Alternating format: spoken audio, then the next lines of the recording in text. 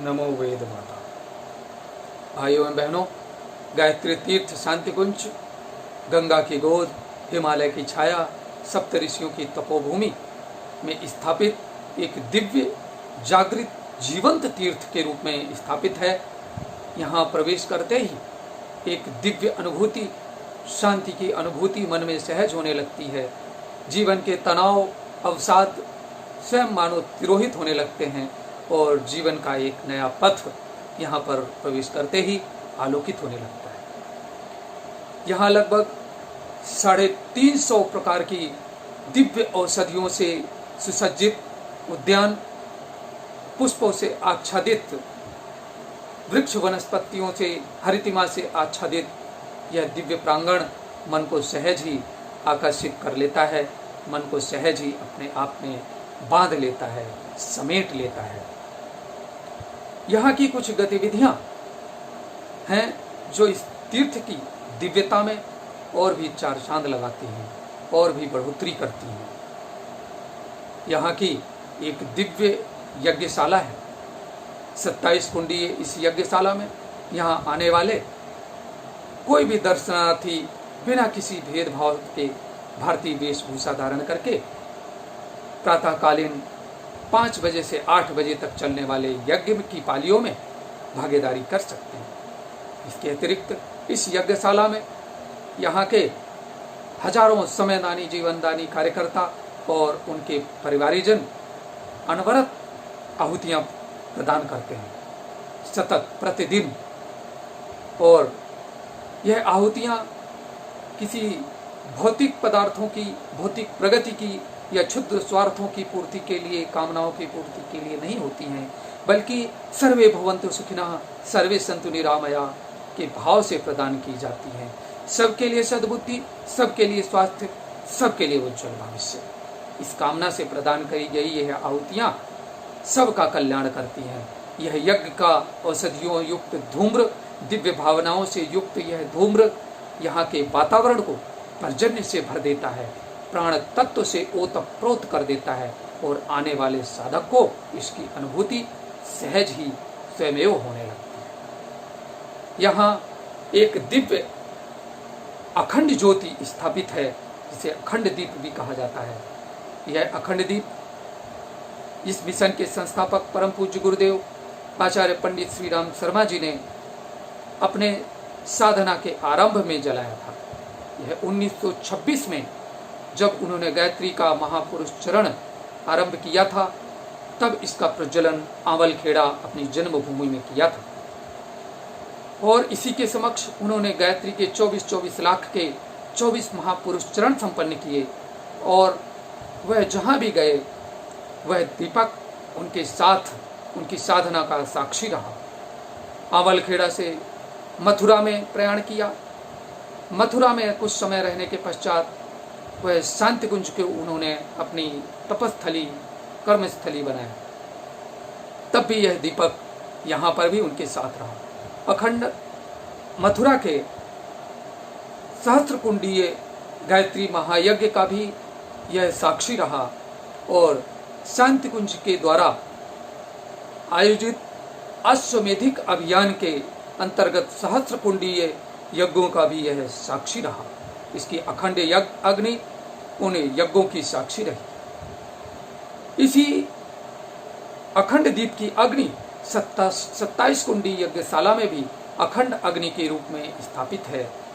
और यह अखंड दीपक परम पूज्य श्री के कारण शरीर में प्रवेश करने के पश्चात भी यहाँ पर देव कन्याओं के द्वारा नित्य प्रति लगभग 12 घंटे का जप देव कन्याओं के द्वारा संपन्न किया जाता है।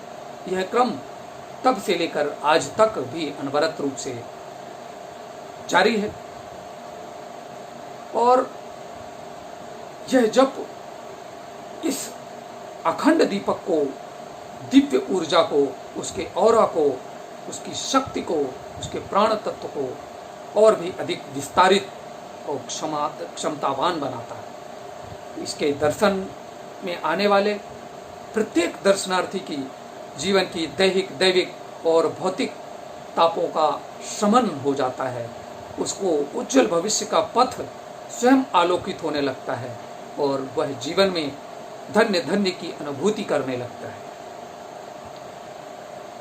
यह परिसर जहां पर आचार्य श्री द्वारा रचित हजारों पुस्तकें, वेद, पुराण, उपनिषद, मीमांसा, दर्शन आदि का सरल भाष्य यहाँ के पुस्तकालय में स्थापित है।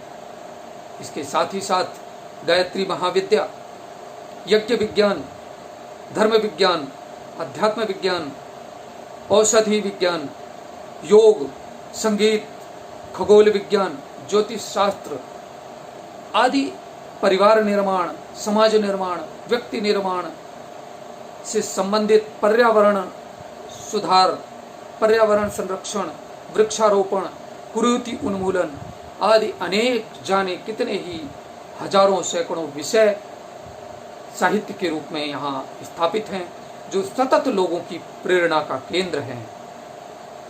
और यह परिसर गायत्री परिवार का मुख्यालय है, जहाँ से अनेकों संस्कृति व धर्म के प्रसार के अभियान, पर्यावरण की रक्षा व संवर्धन के अभियान, संस्कृति व धर्म के प्रसार के अभियान सतत गतिमान रहते हैं।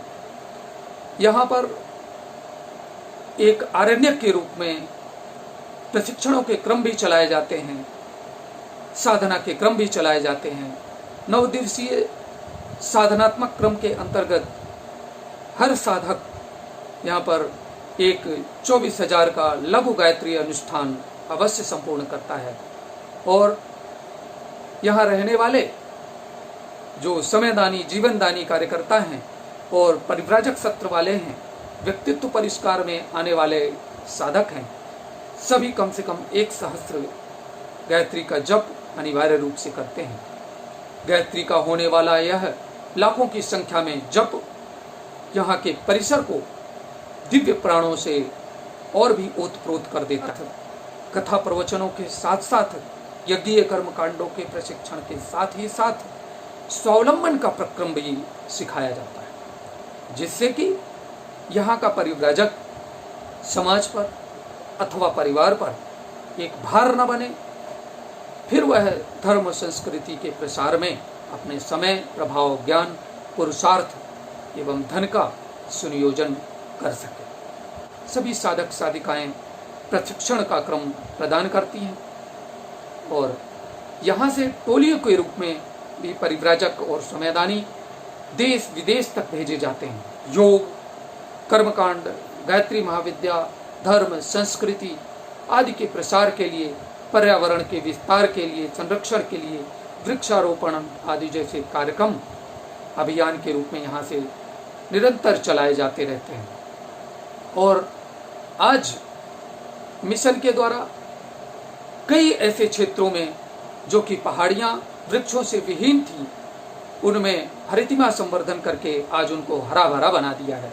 कई गांवों को स्वच्छता और स्वावलंबन में आत्मनिर्भर बना करके एक आदर्श गांव के रूप में स्थापित किया है, बनाए।